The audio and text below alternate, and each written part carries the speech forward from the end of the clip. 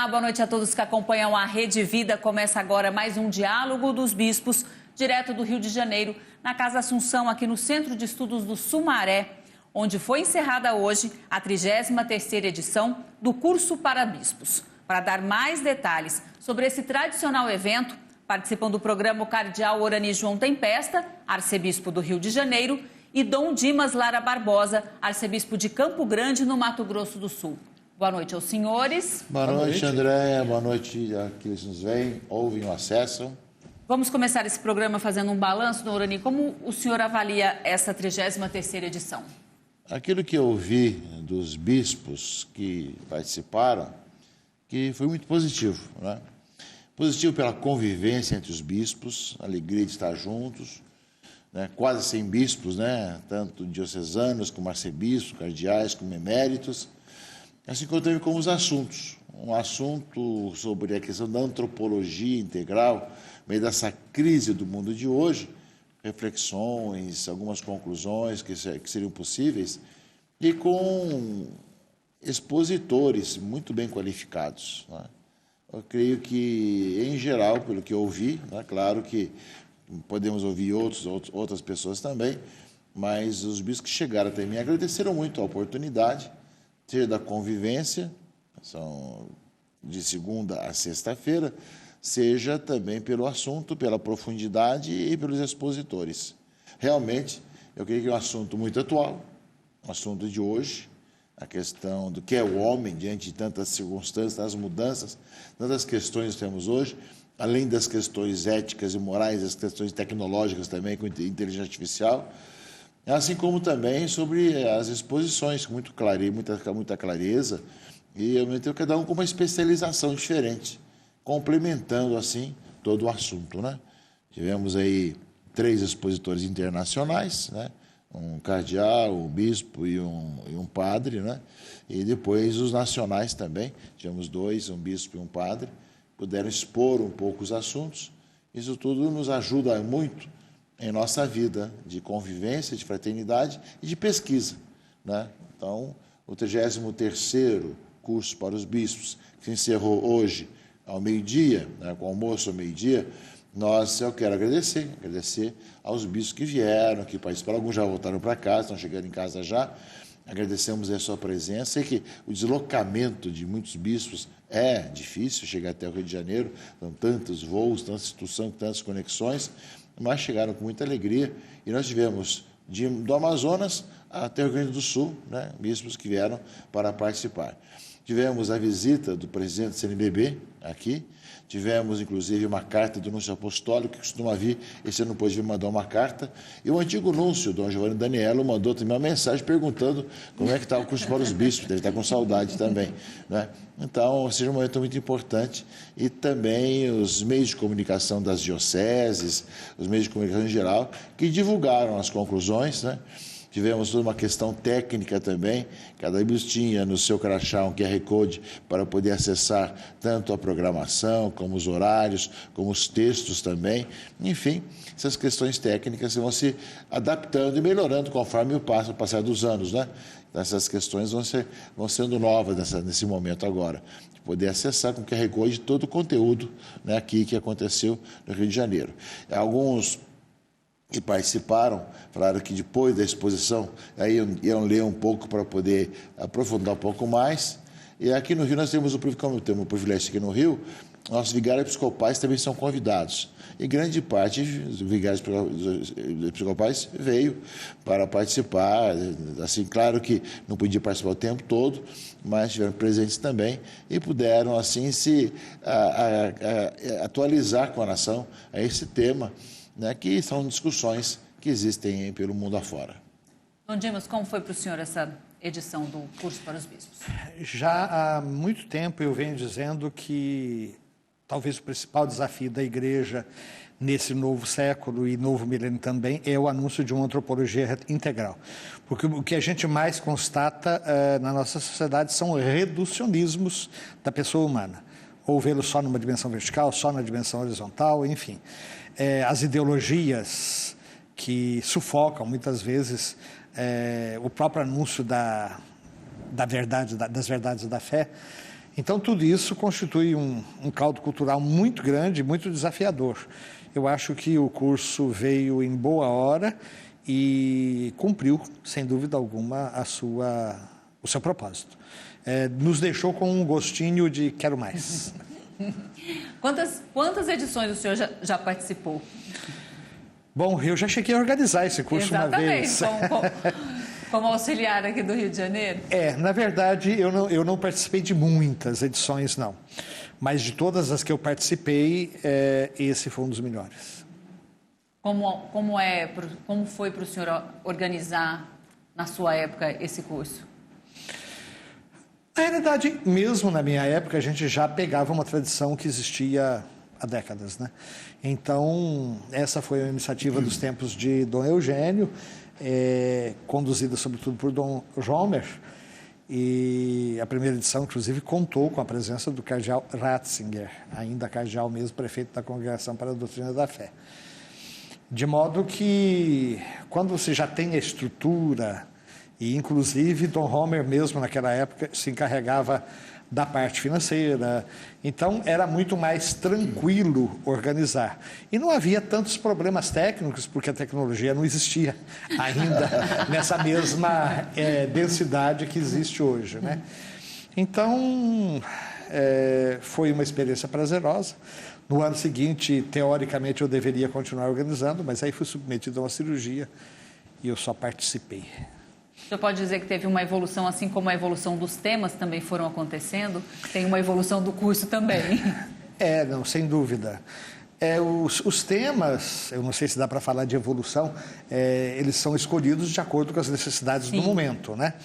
E acho que sempre o Rio procurou escolher os temas de tal maneira que eles fossem relevantes e pertinentes. São conceitos que a gente fala na teologia.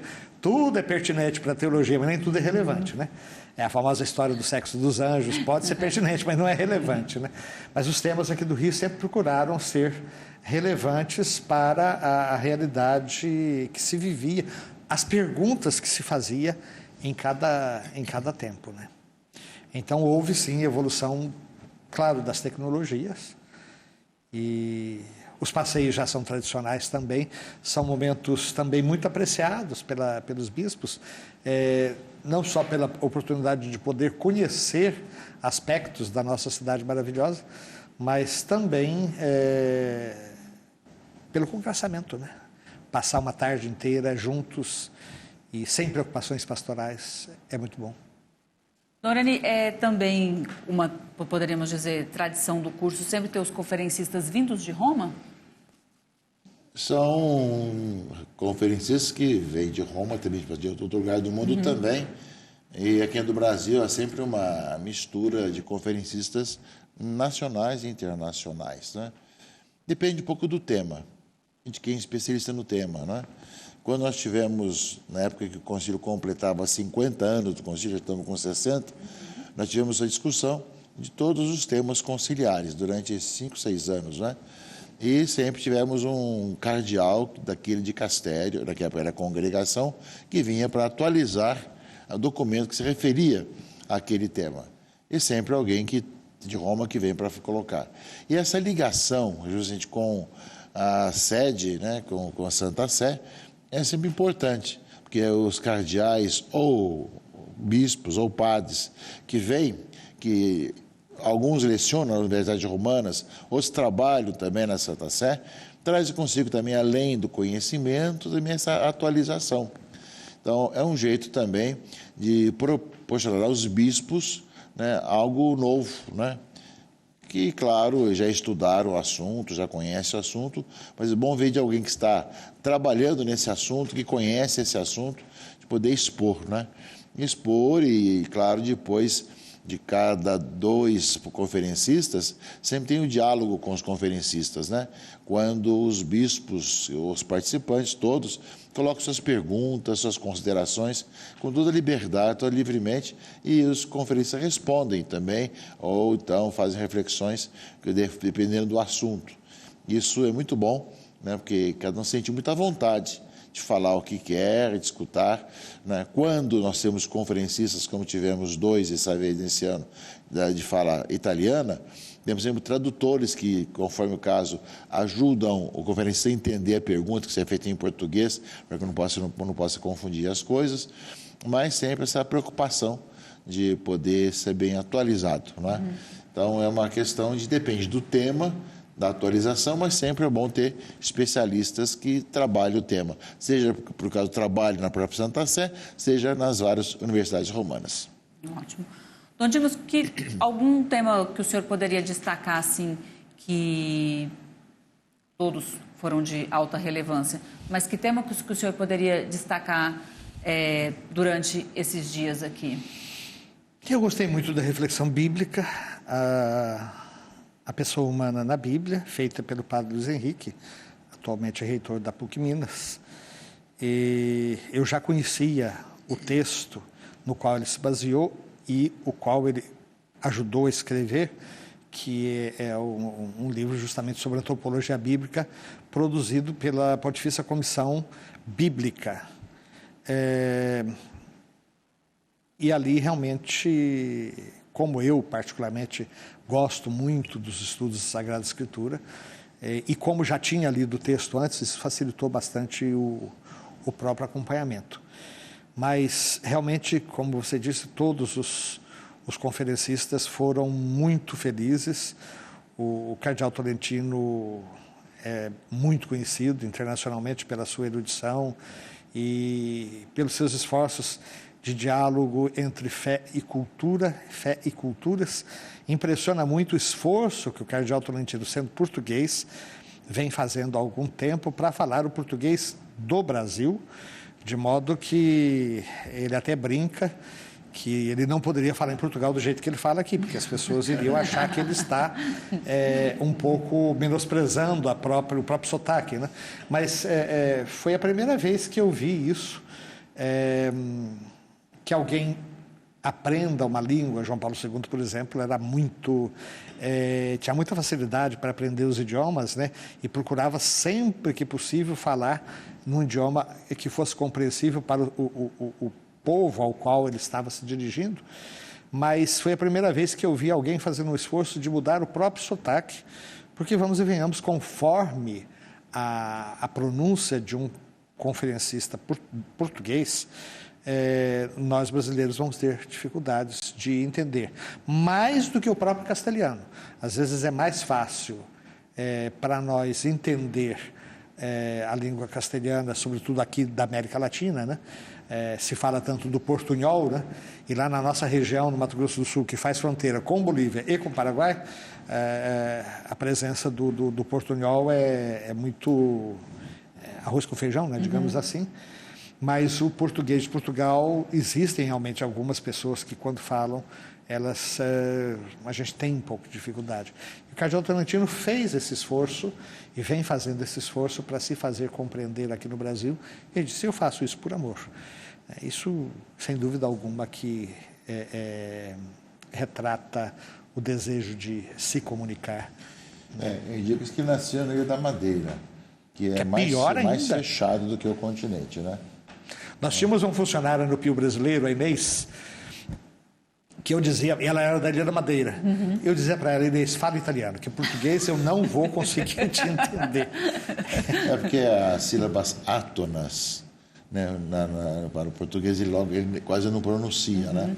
Então isso tudo, e quando vai rápido, então é mais difícil, né? E o senhor dizia do espanhol e do italiano, a gente acaba fazendo a tradução, e como é português, a gente acha que não precisa de se fazer uma tradução. Então, a gente acha que a gente vai entender tudo e não é bem assim, né? Eu já acompanhei cursos ministrados por pessoas, curso online, né? Por portugueses, e eu confesso que no começo eu precisava fazer um esforço danado para poder entender. Depois a gente acostuma. Hoje eu acho que não tem dificuldade de entender mais o português de Portugal. Mas gostaria de deixar registrado esse esforço do cardeal Tolentino, que é o novo, já há algum tempo, né, prefeito do Pontifício, do dicastério, justamente para a cultura e a educação. É muito simpático, né, essa preocupação dele, de procurar falar português para os brasileiros, como os brasileiros, né? Então, é muito simpático e um esforço muito interessante, né? Isso deve ter facilitado muito os momentos de partilha ali também dos intervalos, sim. Essa convivência, né? De episcopado mesmo. Sim, sim. Você o entrevistou, né? Você viu, sim. Não, que... uma simpatia conosco da imprensa, não, com todas as pessoas por onde ele passou, todo mundo elogiou o tratamento do Dom Tolentino conosco. E ainda lembrou, a gente ainda trocamos umas ideias de quando ele foi a Brasília em 2015, aí a gente ainda começou a conversar e ele, uma simpatia realmente.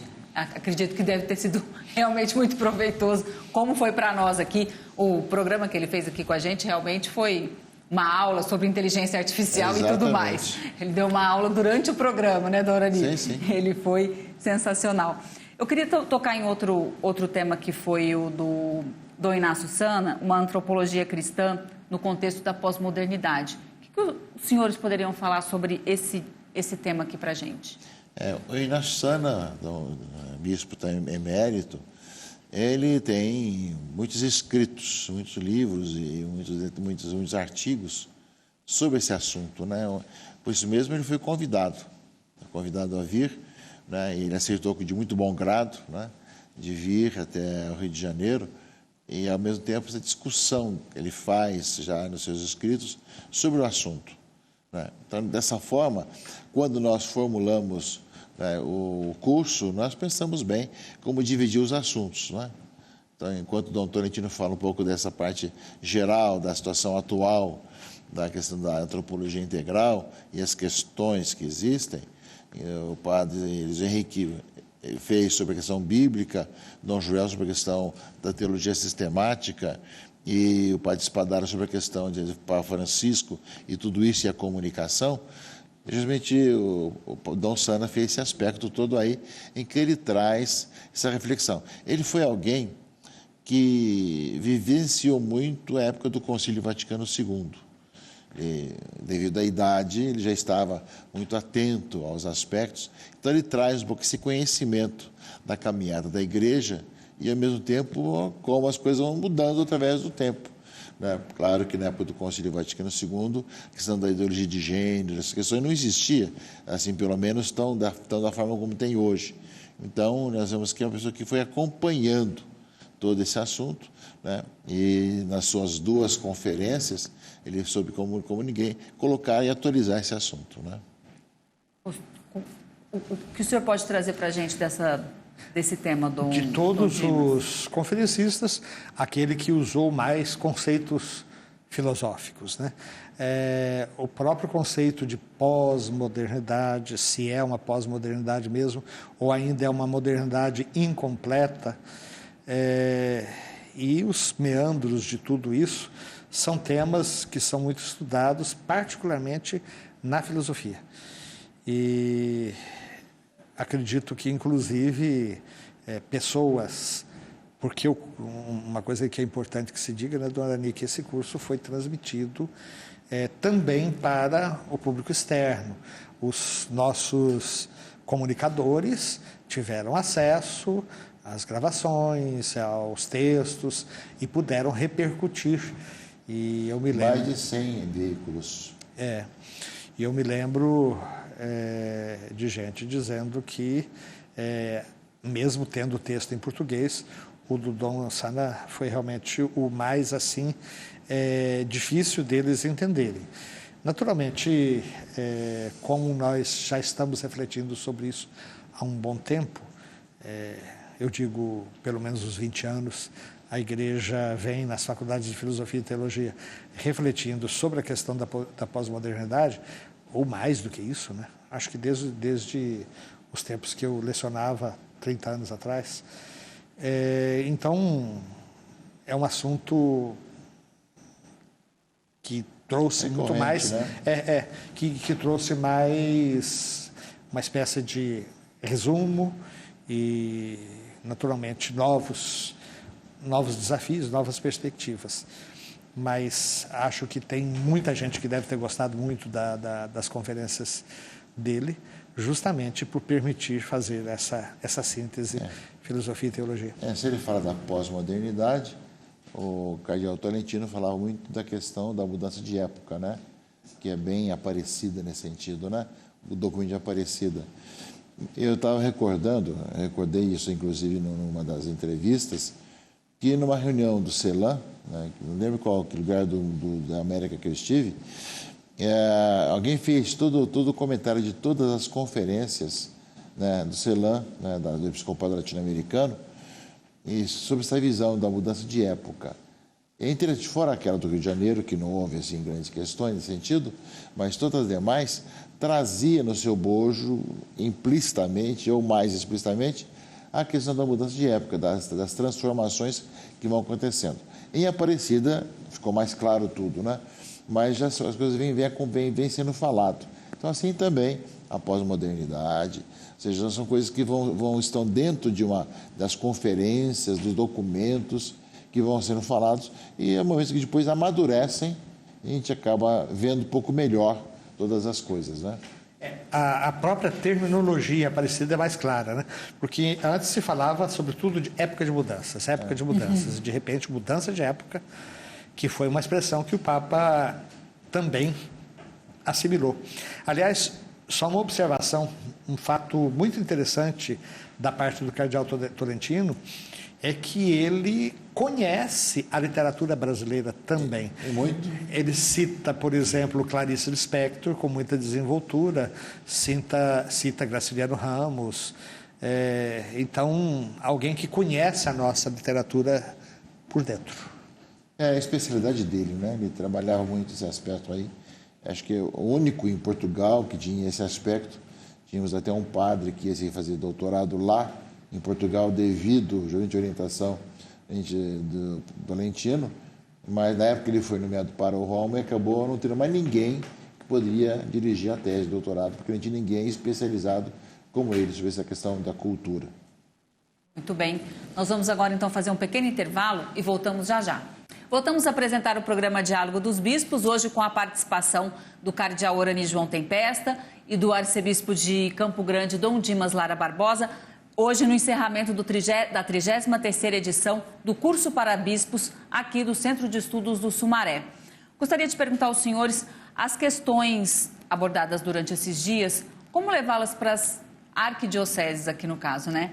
Trazer na vida pastoral da Arquidiocese do Rio de Janeiro e da Arquidiocese de Campo Grande. Olha, Andréia, a preocupação do curso para os bispos é uma atualização dos bispos de assuntos pertinentes à nossa própria vida, com especialistas e tudo mais, além de ser também um tempo de descanso para os bispos também, para ter uma semana aqui no Rio de Janeiro, para descansar um pouco também, escutando palestrantes, discutindo assuntos, convivendo entre si. Agora, as conclusões que cada bispo vai, digamos, tirar e vai levar depende um pouco da sua própria realidade. Eu conversava com um bispo hoje, que é que dizer, minha região das mais católicas do Brasil, é rural, né? Como é que eu vou fazer? É muito diferente daqui dos problemas do Rio de Janeiro, por exemplo, né? Então, cada lugar vai ter a sua realidade, né? E aí, cada bispo que pisa naquele chão onde ele vai se enculturar e vai ver. Diante daquilo que passa pelo mundo, pelos meios de comunicação, pelas ideias que vêm, pelas legislações que aparecem, né, pelas opiniões que vêm das mídias digitais, etc., que hoje todo mundo tem acesso, ele vai ver como adaptar e como utilizar o que ele escutou aqui. Acho que ele leva no seu coração as coisas, leva essa convivência muito bonita que tivemos aqui, e depois as conclusões, é realmente ele quem vai tomar. O curso para os bispos não é algo oficial, digamos assim, da CNBB, que tem que chegar a uma conclusão, chegar a um documento, ou então uma solução e tudo mais. É uma formação permanente, né, que se passa para os bispos, e eles vêm, aceitam o que querem aceitar, discutem, querem discutir, e cada um depois vai ver como isso vai entrar na sua própria vida e nas suas resoluções também. Como os assuntos são assuntos pertinentes ao momento de hoje, as questões de hoje, São questões bastante complexas que temos hoje, tanto na parte ética, moral, como também técnica, tudo mais. Há toda uma abrangência muito grande. Eu creio que foi um passo que foi dado e que cada um depois vai se preocupar.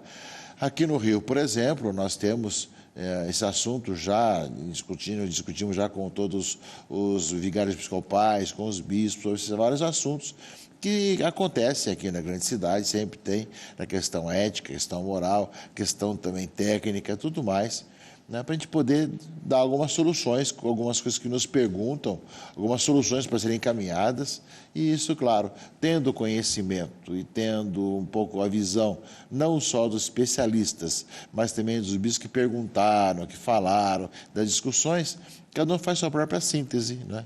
Essa síntese cada um leva consigo e utiliza como quiser. O senhor já tem algum norte, Dom Dimas, lá para Campo Grande? Olha, cada um dos palestrantes indicou pistas concretas de ação.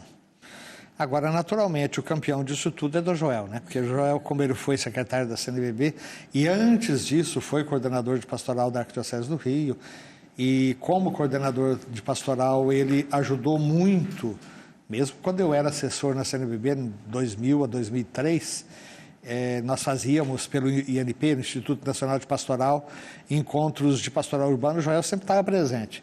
De modo que ele, que colaborou diretamente na elaboração das atuais diretrizes gerais da ação evangelizadora da Igreja no Brasil, sempre tinha a possibilidade de trazer inserções daquilo que tinha sido apresentado até então, né, até a conferência dele, porque não foi a última, as últimas, o Dom Sano volta e voltou depois dele, na verdade dizendo, e o Dom Espadaro e o Padre Espadaro também, mas mesmo assim o Dom Joel, aquilo que vinha antes dele, ele conseguiu já indicar pistas bem concretas. O Padre Espadaro é um comunicador nato e o simples fato dele ter tomado o pensamento do Papa Francisco, inclusive, se dando ao trabalho de ler mais de 1000 páginas da trajetória do Bergoglio antes de ser Papa, ainda dos tempos de Buenos Aires, já possibilita também essa mesma inserção e trazendo até mesmo o papel das crianças, a educação das crianças, porque ele abordou também o tema da educação à luz da trajetória do Papa Francisco. Então, sim, eu saio sempre desses encontros e das assembleias da CNBB com a cabeça fervilhando para saber depois como aterrissar esses conhecimentos e aplicá-los na nossa realidade concreta. A gente acaba tendo esses valores, essas preocupações, assim, dentro da nossa consciência, daquilo que está no coração, na mente, né? De tal maneira que quando vai elaborar um artigo, escrever uma carta, ou vai tomar uma decisão, você tem esse conhecimento consigo, né? Quando, assim, também, se você vai escolher para uma formação do clero também, você sabe que assunto talvez fosse mais necessário abordar, tudo mais.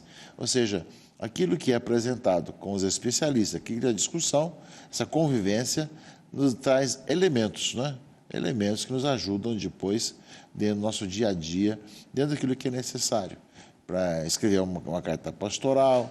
A gente já vai ver um pouquinho o índice, digamos assim, os assuntos interessantes, ou para escrever um artigo, ou então para alguma decisão dentro da pastoral da Arquidiocese.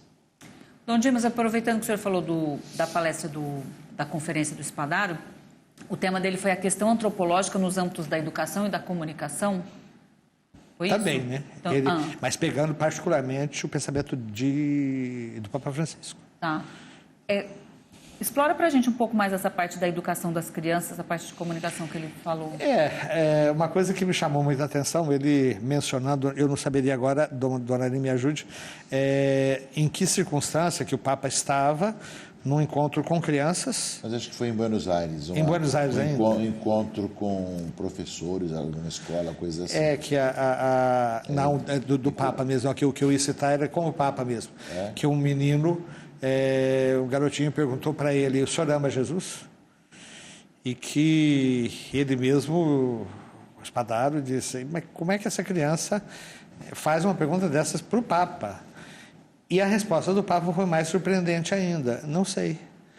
E aí todo mundo ficou em suspense, e ele disse: eu só sei que Jesus me ama infinitamente. E aí as pessoas se emocionaram, né?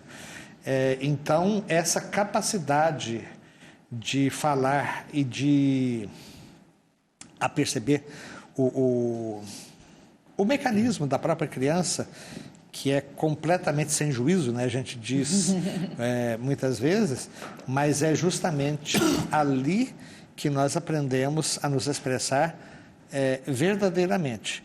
Aliás, Rahner, um dos maiores teólogos da primeira metade do século XX, e um pouquinho da segunda também, dizia: você sabe teologia? Explica para uma criança.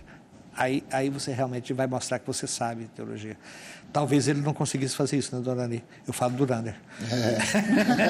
Que ele tinha uma linguagem muito difícil. Difícil. Era mais fácil ler em italiano.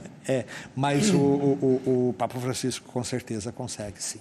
O Papa Francisco foi a figura e o trabalho dele, a encíclica, principalmente a Fratelli, foi citado várias vezes durante pelos conferencistas, né? Fratelli Tutti foi bastante citada, e a primeira, Alegria do Evangelho, né? Que é realmente assim o programa, né? Do próprio pontificado do Papa Francisco. Foram citadas assim. Mas os palestrantes não se prenderam às grandes encíclicas. Por exemplo, uma ideia que certamente todos vamos levar é a própria realidade do sínodo. Aqui, de novo, citando o Padre Spadaro, dizendo a própria geografia da sala do sínodo, onde tinha, por exemplo, um delegado russo e um delegado ucraniano discutindo sobre evangelização. Tinha uma pessoa da faixa de Gaza com um outro de Jerusalém discutindo a evangelização. E atrás deles, representantes da China continental. Ele falava da importância da igreja, que é capaz de reunir tantas situações tão diversificadas, né, juntos, na mesma sala, né? Que enquanto o mundo briga, a igreja tem esse encontro, essa facilidade de encontrar todos, né? E que essa talvez seja a principal sacada, digamos assim, o principal ganho do sínodo, e particularmente do sínodo sobre a sinodalidade, porque ali ficava muito clara a grande diversidade que existe dentro da igreja. Ele até citava casos de delegados de certas ilhas ou de certas localidades da África e o outro, por exemplo, de Nova Zelândia, e um dizia: se ele falasse na diocese dele o que eu falo para o meu povo, provavelmente ele seria preso. Mas, por outro lado, se eu falasse na minha diocese o que ele fala para o povo dele, eu seria preso. Então, existe essa diversidade que exige uma capacidade de adaptação muito grande na hora da concretização, da enculturação da fé, né, que é um outro tema que apareceu várias vezes e que é um tema que, desde que eu era estudante em Roma, já se abordava assim com muita pesquisa. Por isso é que a gente sempre diz que a diocesaneidade, ela não é um conceito abstrato, de tal maneira que a ser padre diocesano é uma definição geral. Não, ser padre diocesano vai depender da diocese onde você está, porque é diferente, e hoje eu posso ver isso depois de ter passado por tantas dioceses, né? Lá na minha querida Minas Gerais é uma coisa, em Campo Grande outra, aqui no Rio de Janeiro outra, e a fidelidade às raízes da fé era exigida de todos nós. Agora, o modo concreto de enculturar tudo isso, por isso é que o meu saudoso padre Yves Congar dizia que o comentário definitivo dos evangelhos não vai poder ser escrito enquanto ele não tiver sido realmente anunciado a todos os povos, línguas e nações.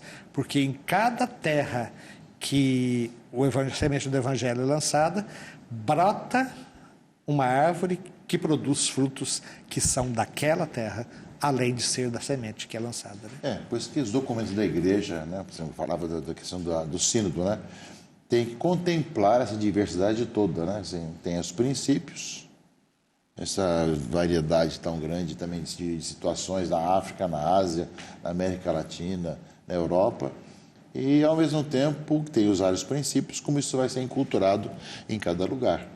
Por isso que eu sempre falo assim, o Rio de Janeiro, né? As pessoas conhecem o Rio devido à questão de propaganda, a questão de comunicação, etc. Mas vivendo aqui, a gente tem tantas situações que não se conhece por aí, que não aparece no meio de comunicação, né? E que realmente fazem uma diferença muito grande, como também tem em Campo Grande, como também tem em Manaus, como também tem em Belém, como tem em Rio Preto também, enfim, cada lugar tem a sua característica, a sua história, a sua vida, mas o princípio é o mesmo. Os valores são os mesmos. Né? A preocupação daquilo que é ser cristão é o mesmo, só que a maneira de acontecer isso é diferente, né? Muito bem, mais um intervalo agora. Nós voltaremos em instantes. Voltamos a apresentar Diálogo dos Bispos, hoje direto do Rio de Janeiro, aqui da Casa Assunção, onde foi no Centro de Estudos do Sumaré, onde foi encerrada a 33ª edição do curso para bispos. Eu recebo hoje o cardeal Orani João Tempesta e o arcebispo de Campo Grande, Dom Dimas Lara Barbosa. Terminamos o outro bloco falando do clima do sínodo. Eu queria perguntar para os senhores qual o desafio da Igreja do Brasil de levar esse clima para as paróquias, para os leigos, para os fiéis que hoje vivem nessa crise atual que a gente dizia, de tanto pluralismo e nenhum respeitando o outro, o seu vizinho, o seu colega de classe. Qual que é o desafio de fazer isso aqui, Dom Orani? Eu creio que as polarizações não são exclusivas nossas. Tem pelo mundo afora. Mas nós sentimos na carne essas polarizações em que, por diversas razões, diversas situações, né, as pessoas acabam não tendo a facilidade de dialogar uma com a outra. Querem só brigar uma com a outra e querem vencer a outra e não dialogar. É um desafio. Justamente com o método do sínodo último, que vai ser também em outubro próximo, o Papa Francisco e toda a sua equipe fez algo diferente, né? Algo diferente entre aquilo que é a realidade, escutar o outro, dá tempo de escutar o outro, depois você fala sobre o que te impressionou do outro, depois dá a sua própria opinião. É um exercício de diálogo e de discernimento também, que é o método como foi usado no sínodo. Eu creio que esse aspecto, aos poucos, vai ser introduzido também em nossos encontros também, né? Em vez de fazer daquela forma como se fazia antes, essa maneira de discussão, de escutar o outro, rezar antes, ao mesmo tempo depois discernir os assuntos, realmente marcou bastante os padres sinodais, né? E isso tudo acho que vai entrar como uma espécie, se é que podemos falar assim, de método, né, para os nossos encontros também, né? Aqui isso ajudará muito, também, começando pelas paróquias, pelas vicariatos, foranias, esse estilo, né? Esse estilo. É claro, isso tudo vai aos poucos, mas o Brasil é um continente, não é que as coisas mudam da noite para o dia. Mas acho que a igreja tem que dar exemplo de saber escutar um ao outro, ouvir a opinião do outro, saber a sua opinião e saber respeitar do outro, para depois tentar ajudar o país, as pessoas ao redor também, a saber dialogar, né? Realmente algo bastante difícil, mas nós sabemos que não é impossível. Nós precisamos começar por nós. Desafiador, né, Dom Dimas? Eu pude participar, há um mês atrás, um pouco mais, em Brasília, de um encontro nacional de empresários, promovido pelas ADCS, Associações de Dirigentes Cristãos de Empresa. Era um encontro latino-americano, promovido pelo CELAM, e com participação, inclusive, de representantes da África e da Europa. E foi usada durante todo o Congresso a metodologia do sínodo, de dinâmicas, de grupos, cada um com um tempo bem determinado para poder estar falando, estar se expressando, depois fazendo a síntese, depois indo para frente. Eu achei muito interessante, porque talvez mesmo no âmbito das nossas comunidades e paróquias, nós ainda precisamos aprender essa metodologia. E, sem dúvida, começar a levar um pouco mais a sério as instâncias de diálogo que o próprio direito propõe, que são os conselhos de pastoral, os conselhos paroquiais e foraniais, e aqui no caso do Rio Vicariato, dos vicariais, né, de diálogo, aonde cada segmento tem a oportunidade de estar participando. Uma técnica que foi muito usada na preparação do sínodo e que, sem dúvida, nós ainda vamos ter que aprender com mais afinco, é a utilização dos meios de comunicação e das redes sociais nessas consultas. Quer dizer, as pessoas podiam, durante a fase preparatória do sínodo, entrar diretamente no site e, a partir dali, colocar as suas sugestões. É uma maneira efetiva de participação, né? De democratização da participação. Falamos, né, das encíclicas e do Papa Francisco. Aqui houve momentos de se tocar, já que falamos de crise, em casa comum, ecologia, meio ambiente, Dom Urani? Esse cuidado que... Na verdade, o nosso curso para os bispos não tocou exatamente nesse assunto, né? Embora tenha saído esse assunto, né? No que não era o objetivo exclusivo, né? A questão da antropologia integral foi conduzido para um outro aspecto, mas de falar da antropologia integral vai falar também da questão da ecologia, falar da fraternidade entre todos, mas, claro, eu creio que a Fratelli Tutti vai ser muito mais trabalhada agora com a campanha da fraternidade. A partir de quarta-feira de cinzas, né, vai começar a campanha da fraternidade, que é justamente sobre isso, né? Fraternidade e amizade social. Né? E depois, ao mesmo tempo, somos todos irmãos, vós sois todos irmãos e irmãs, como lema. Então, acho que são aspectos. A igreja não tem como fazer tudo de uma vez, né? Todos os assuntos, né? Mas acho que em vários momentos do ano vai se tocando vários assuntos e que vai informando o povo de Deus, né? E, sem dúvida, falar sobre a questão da sinodalidade, de escutar o outro, a Fratelli Tutti tem tudo a ver, porque quando fala dessa amizade social, a igreja tem essa missão de, enquanto viver como filhos de Deus e irmãos entre nós, ser um sinal para a sociedade que é possível viver numa sociedade onde as pessoas se respeitem e se acolhem uns aos outros. Em outros programas se falou também disso, que a campanha da fraternidade, o tema central desse curso está intimamente ligado à campanha da fraternidade desse ano. O senhor concorda, Dom Dimas? Amizade social? Sem dúvida, uma dimensão fundamental da pessoa humana é de ser um ser em sociedade. Aliás, é uma expressão que surgiu várias vezes, de nós sermos com pessoas, né? No sentido de ser pessoas com, não apenas pessoas individuais, seres individuais, humanos, né? co-humanos. Co-humanos. Preciso considerar o ser humano na dimensão biológica, social, psicológica, espiritual, né? Histórica, cultural. É literalmente integral, né? Não tem como não ser integral. Dom Urani, o senhor já estuda, a Arquidiocese já estuda o tema para o próximo curso?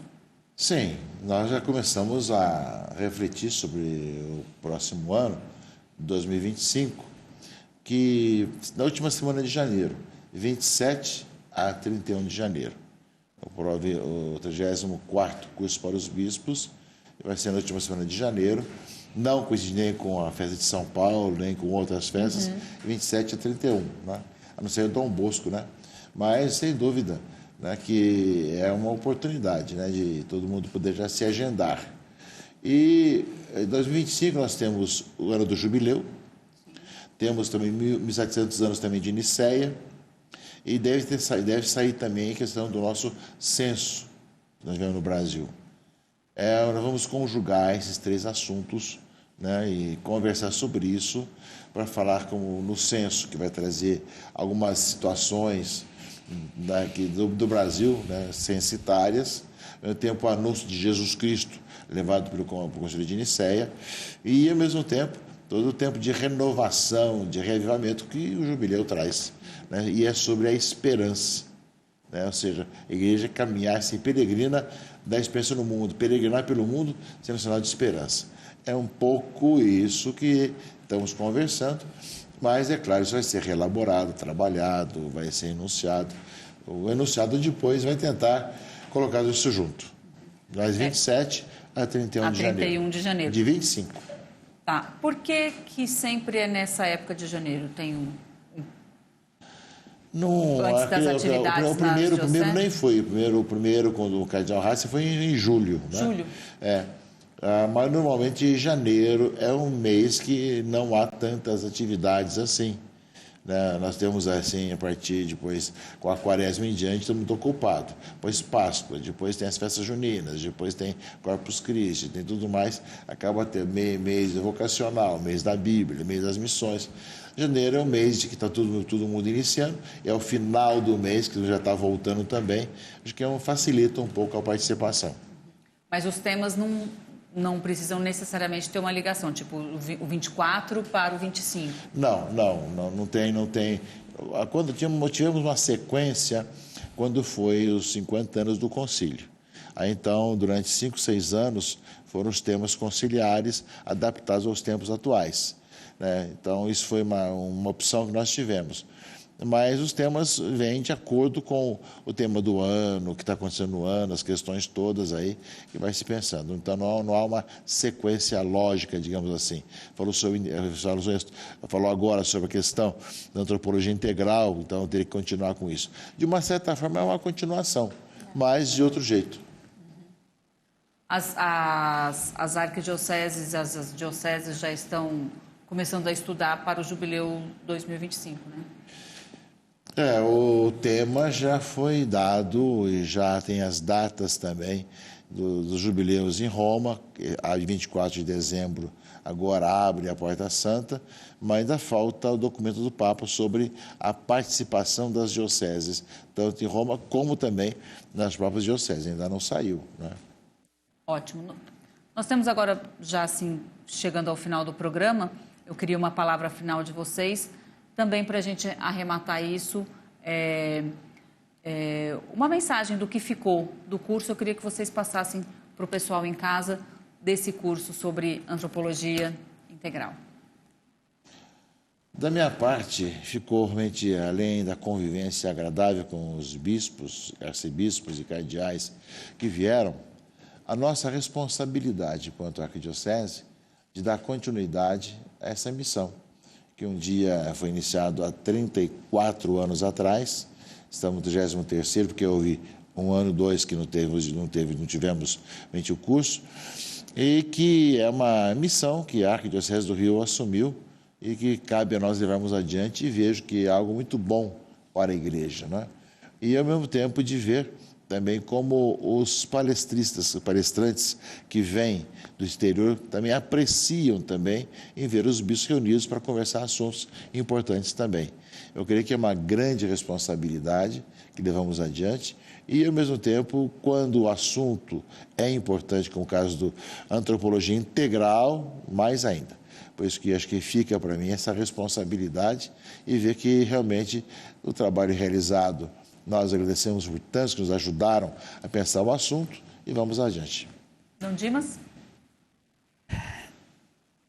É bom que o nosso povo saiba que os seus pastores também se preocupam em se formar, de modo que a formação permanente, ela deveria atingir todos. Cada batizado, cada catequizado, digamos, cada liderança das nossas paróquias deveria se preocupar sempre com a sua formação permanente. Para nós bispos, eu falo pelo menos por mim, mas eu acho que a grande maioria dos meus irmãos também, o curso é um momento intensivo, digamos assim, de aprofundamento de determinado tema. Mas a nossa formação permanente, ela precisa ser continuada no dia a dia, com leituras, com palestras, com tudo que a gente puder. E hoje as redes sociais colocam tantos cursos e tantas possibilidades à nossa disposição. Que o nosso povo possa crescer cada vez mais no conhecimento da sua fé. Muito obrigada, Dom Dimas, muito obrigada, Dom Urani. E obrigada a você de casa que nos acompanhou hoje, nesse último programa e durante toda a semana aqui com esse Diálogo dos Bispos. Rede Vida, a boa notícia faz bem todo dia.